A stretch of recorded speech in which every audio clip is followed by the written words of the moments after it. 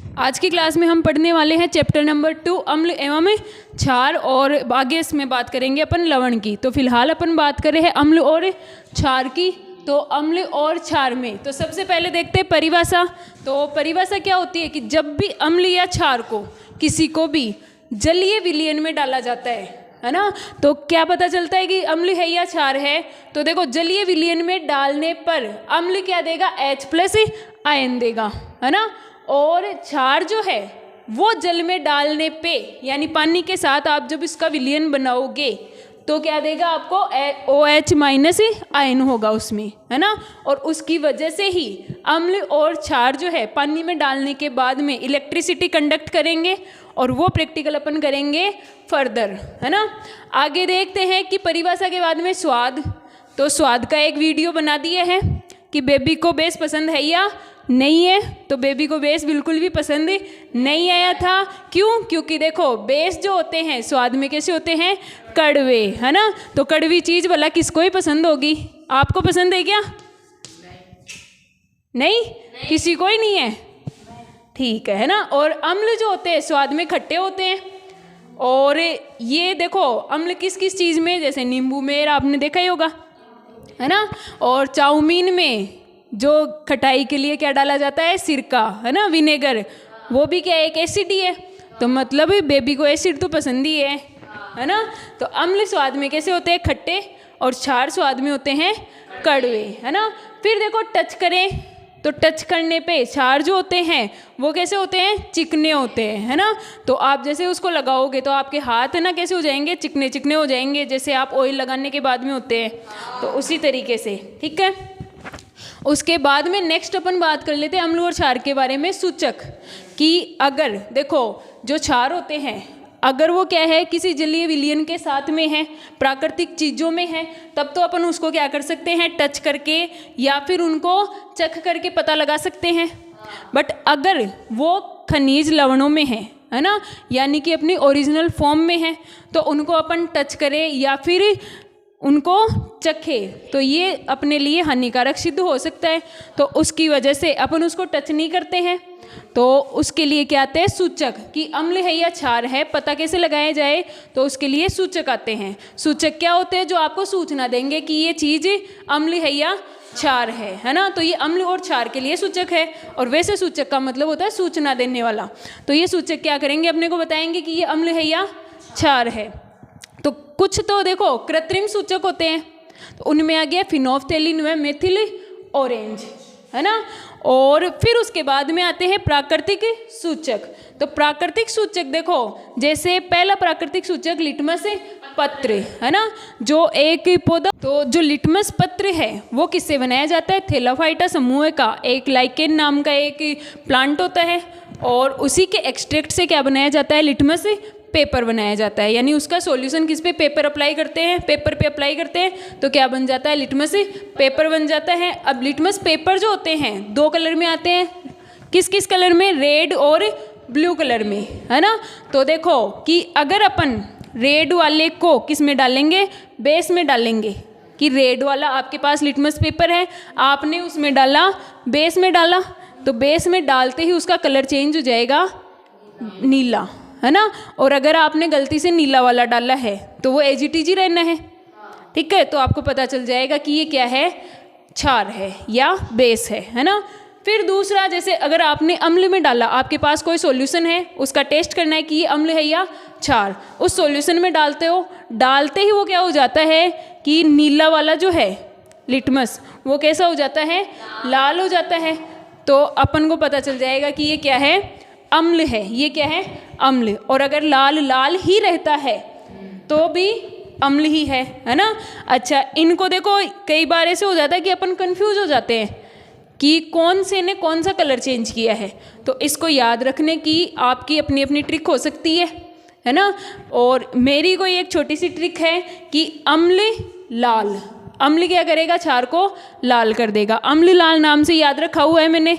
तो अम्ल क्या कर देगा, लाल कर देगा, तो उसका अपोजिट क्षार क्या करेगा, नीला कर देगा। तो इस तरीके से याद रख सकते हो आराम से। अब देखो, ये वाला तो अपने पास अवेलेबल नहीं है, तो दूसरा वाला प्राकृतिक सूचक अपन देखते हैं हल्दी। है ना।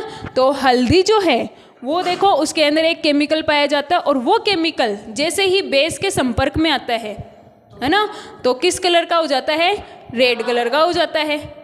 किस कलर का, रेड कलर का हो जाता है ना। तो पीला कलर किस में चेंज हो जाता है, रेड कलर में। ठीक है, तो पता चल जाएगा कि ये क्या है, क्षार है ना। और एसिड और न्यूट्रल सॉल्यूशन के साथ में वो कोई भी दूसरा कलर चेंज नहीं करती है, तो अपने को पता चल जाएगा क्षार कौन सा है। और दूसरा वाला जो सॉल्यूशन है वो या तो एसिड है या फिर न्यूट्रल है ना। तो अभी अपने पास देखो हल्दी सबके घरों में होती है, तो मेरे भी घर में थी, उठा के ले आई मैं। और अब अपन कर लेते हैं ये एक छोटा सा प्रैक्टिकल, है ना, जिसमें क्या करेंगे अपन कि क्षार का देखेंगे कि ये हल्दी वर्क करती है या नहीं करती है ना। तो यहाँ पे देखो, यहाँ पे मैं 2 साबुन लेके आई हूँ। एक साबुन लेके आई हूँ मैं पियर्स की, और ये पियर्स साबुन देखो क्या दावा करती है कि 98% क्या है, इसमें ग्लिसरीन है और नेचुरल ऑयल है, मतलब इसमें बेस एकदम से कम है ना। और दूसरी वाली ये डायन नहीं क्या, डायना, है ना। तो ये जो डायना है इसमें क्या है, खूब सारे बेसेज है, खूब सारी क्या है इसमें बेसेज है ना। तो इसका कलर कैसा आना चाहिए, रेड आना चाहिए। जबकि अपनी ग्लिसरीन का, ये ग्लिसरीन वाली साबुन पियर्स का कलर रेड नहीं आना चाहिए। तो चेक कर लेते हैं किसका कलर आता है रेड और किसका आता है, किसका। ये देखो ये है डाइन वाली साबुन और ये है ग्लिसरीन, है ना, जिससे कि त्वचा क्या बोलते हैं, चमकदार रहती है। अब देख लेते हैं कि दोनों में क्या फ़र्क आता है। ये अपने पास है हल्दी का जूस, किसी को अपने पीले हाथ करवाने हो मेरे पास आ जाना। ये देखो किसी को नहीं करवाने, इनके कर दूंगी मैं, तो पीले हाथ ही तो करने हैं। ये इसमें डाल दिया है मैंने और ये इसमें। अब देखो रिजल्ट क्या मिला है अपने को, ये वाली डाइन साबुन थी उसका कलर ज़्यादा रेड हो गया है ना, और ये वाली के अंदर थोड़ा सा कम रेड हुआ है। इसका मतलब बेस की मात्रा इसमें ज़्यादा है और इस ग्लिसरीन वाली साबुन में थोड़ी कम है। बट ये भी जिसने बोल रखा है कि 98% क्या है ये प्योर ग्लिसरीन है, तो वो बिल्कुल भी नहीं है ना। इसमें भी बहुत सारे बेसेज मिले हुए हैं। इसी की वजह से देखो इनमें डिफरेंस आप देख सकते हो कि हल्दी का कलर ये होता है और इसका कलर ये चेंज हो गया है। इसके चेंज होने का कारण क्या था कि इसमें भी क्या है, थोड़ा बहुत बेस मिला हुआ है ना। आज की वीडियो में हम बात करेंगे अम्ल, क्षार एवं लवण के चैप्टर के सूचक के बारे में, है ना। तो सूचक अपन ने देखो पिछली वाली वीडियो में 2 सूचक देख लिए हैं। अब अपन बात करेंगे गंधीय सूचक, है ना। तो गंधीय सूचक क्या होते हैं, जैसे प्याज, वनीला, लौंग, ठीक है। तो इनका जैसे आप सॉल्यूशन बना के और अगर उसको अम्ल और क्षार में डालोगे तो उनको अगर आप क्या करोगे, स्मेल करोगे तो अलग अलग खुशबू आएगी। तो अगर नेक्स्ट टाइम फिर है ना सेम ही दूसरे क्षार और अम्ल के साथ में आप ट्राई करोगे तो आपको सेम ही टाइप की खुशबू उनमें भी आएगी। तो मतलब आप एक बार स्मेल करके और फिर पता लगा सकते हो कि अम्ल और क्षार की जो विशेष खुशबू है उसकी पहचान करके फिर पता लगा सकते हो गंधीय सूचक से कि कौन सी स्मेल अम्ल से आ रही है, कौन सी क्षार से आ रही है, और आप पता लगा सकते हो कि ये अम्ल है या क्षार है। फिर उसके बाद में देखो अपना नेक्स्ट टॉपिक है अम्ल एवं क्षारक धातु के साथ अभिक्रिया। तो अम्ल और क्षारक धातु के साथ में कैसे अभिक्रिया करते हैं ये देखेंगे। तो अम्ल की देख लेते हैं सबसे पहले कि अम्ल की धातु के साथ में अभिक्रिया। तो अम्ल की अभिक्रिया देखो, जैसे यहाँ पे मैंने एक सेटअप तैयार किया है, मतलब जो डायग्राम दे रखा है आपकी बुक में वो मैंने यहाँ पे बना दिया है ना। क्या करना है कि यहाँ पे बुक में आपके दे रखा है कि तनु सल्फ्यूरिक अम्ल को आपको एक टेस्ट ट्यूब में लेना है और इस तरीके से उसको एक स्टैंड पे लगा देना है।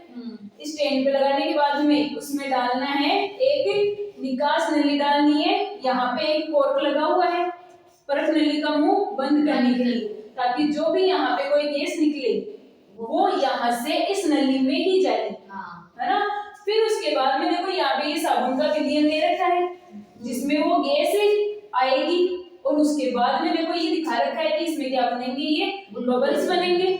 और उनको जब अपन कैंडल लेके आएंगे तो फटफट की ध्वनि के साथ में चलेंगे, तो फटफट की ध्वनि के साथ में चलती है हाइड्रोजन गैस, है ना। तो यहाँ पे कंफर्म हो जाएगा कि यहाँ पे कौन सी गैस निकली है, हाइड्रोजन गैस। तो क्या करना है कि तनु सल्फ्यूरिक अम्ल में धातु ऐड करनी है। तो धातु ऐड करेंगे, यहाँ पे जिंक के दानेदार टुकड़े। तो ऐड करने के बाद में यहाँ पे जैसे ही रिएक्शन स्टार्ट होगी क्या बनने लग जाएगी, हाइड्रोजन गैस बनने लग जाएगी। वो हाइड्रोजन गैस इस नली से होती हुई कहाँ आएगी, इस पात्र में आएगी, है ना। साबुन का विलयन जिसमें डाल रखा है अपन ने उस बीकर में आ जाएगी। फिर उसके बाद में इसमें बबल बनेंगे उस हाइड्रोजन गैस की वजह से, है ना। और अपन जब क्या लेके आएंगे, इसके पास केंद्र लेके आएंगे, तो क्या होगा कि ये फटफट की ध्वनि के साथ में अपने को आवाज से जलती हुई दिखाई देगी, ठीक है। तो इसका समीकरण देखो ऐसा है कि अम्ल जब धातु के साथ में अभिक्रिया करता है तो उसका समीकरण कुछ ऐसा रहता है कि अम्ल प्लस धातु और क्या बनाएंगे, लवण बनाएंगे और हाइड्रोजन गैस बनाएंगे। तो यहाँ पे देखो हाइड्रोजन गैस और यहाँ पे ये धातु, है ना। तो यहाँ पे देखो धातु ने हाइड्रोजन गैस को क्या किया है, यहाँ से रिप्लेस किया है। तो हम कह सकते हैं कि यहाँ पे अभिक्रिया कौन से टाइप की हो रही है, विस्थापन अभिक्रिया। अब देखो ये समीकरण है उसका, तो H2SO4 एक्वस फॉर्म में है, यानी कि उसको पानी में घोल रखा है, लिखा हुआ है ना तनु सल्फ्यूरिक अम्ल। तो ये तनु सल्फ्यूरिक अम्ल ये है। फिर उसमें अपन ने जिंक धातु डाली है, ये सॉलिड फॉर्म में है। और फिर इसके बाद में अपने को जो मिला है प्रोडक्ट वो क्या है, जिंक सल्फेट का तो सॉल्यूशन मिलेगा और क्या मिलेगा, हाइड्रोजन गैस। अब हाइड्रोजन गैस आपको पता है कि कहीं रुकती नहीं है, तो कहाँ, पात्र से बाहर, है ना। तो यहाँ से देखो ये होती हुई कहाँ, नली से इधर आ जाएगी, ठीक है। तो इसलिए हाइड्रोजन गैस के साथ में ये एरो दिखाया हुआ है मैंने कि ये हाइड्रोजन गैस या फिर कोई भी गैस रुकती नहीं है ना।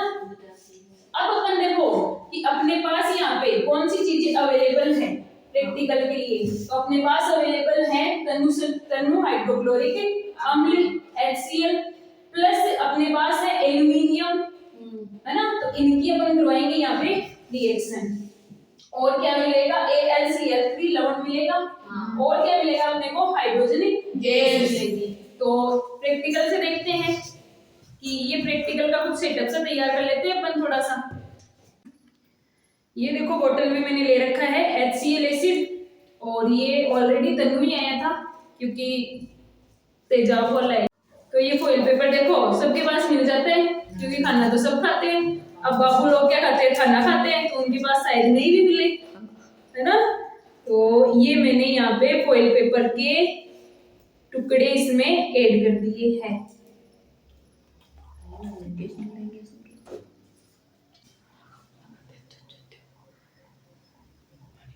ये गैस बनना शुरू हो चुकी है और ये आपको देखो बबल बनते हुए दिख रहे हैं।